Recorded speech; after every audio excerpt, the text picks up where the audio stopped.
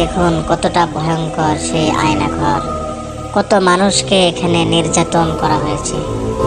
এই ফ্যাসিস্ট আওয়ামী দুঃশাসন এই আয়না ঘরে হাজারো মানুষের লাশ, হাজারো মানুষের কান্না, হাজারো মানুষের জীবন শেষ।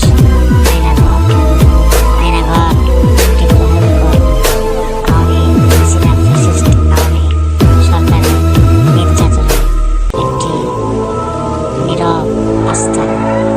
সবাই দেখুন কত ভয়ঙ্কর এই ঘরটি।